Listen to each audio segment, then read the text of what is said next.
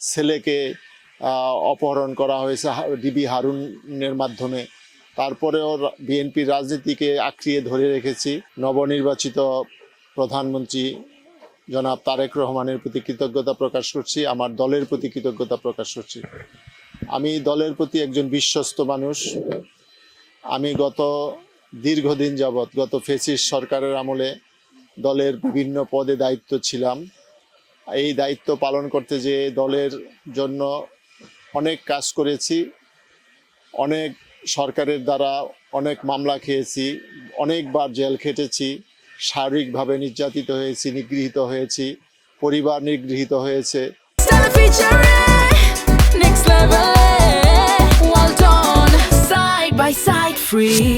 ছেলেকে অপহরণ করা হয়েছে ডিবি হারুনের মাধ্যমে। তারপরেও বিএনপির রাজনীতিকে আঁকড়িয়ে ধরে রেখেছি।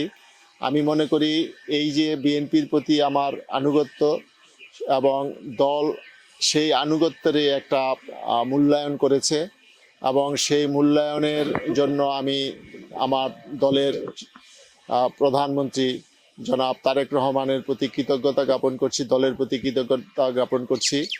আমি সাথে সাথে একটা কথাই সবসময় বলতে চাই, আমি খুব স্ট্রং প্রিন্সিপালের লোক।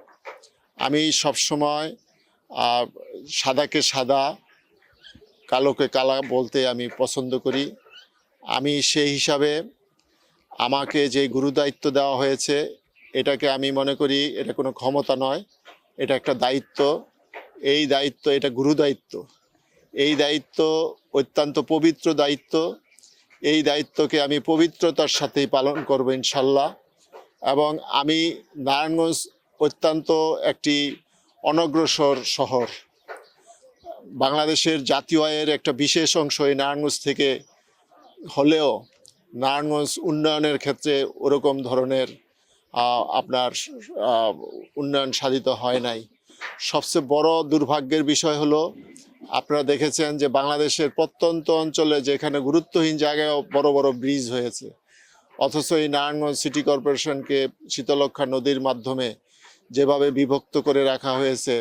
যে সময় আমি বন্দরঘাট নবীগঞ্জ ঘাটে যাই, মানুষের পারাপারের জন্য যে ছুটাছুটি, সেটা আমার কাছে খুবই খারাপ লাগে। তো আমি চেষ্টা করব এই দুই পারেরকে একসাথে মিলানোর জন্য। আমি চেষ্টা করব নারায়ণগঞ্জ থেকে এই যে মাদক, সন্ত্রাস, চাঁদাবাজি, এটাকে নির্মূল করার জন্য। আমি চেষ্টা করব নারায়ণগঞ্জ শহরটা আপনার বসবাসের অযোগ্য হয়ে পড়েছে।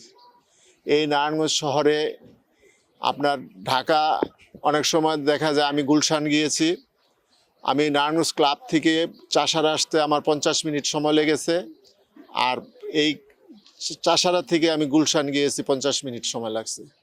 তো সুতরাং নারায়ণগঞ্জের যে কী অবস্থা, সেটা আমি চেষ্টা করব। আমি 50 দিন বা 60 দিনের একটা কর্মসূচি নিব।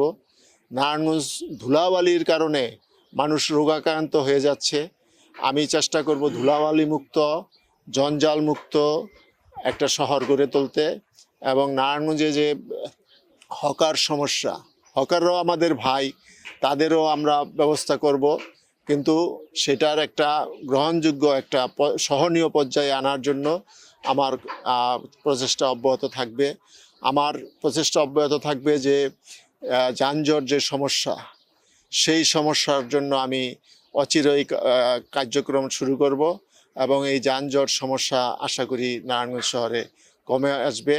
আমি সবসময় আমার যে দল আছে, আমার দলের যারা জনপ্রতিনিধি আছে এবং নারায়ণগঞ্জে যারা প্রশাসন আছে, সকলে মিলে বসে আমরা পরিকল্পনা গ্রহণ করব, এবং পরিকল্পনা গ্রহণ করে আমরা সেই অনুযায়ী সেটা বাস্তবায়ন করব ইনশাল্লাহ।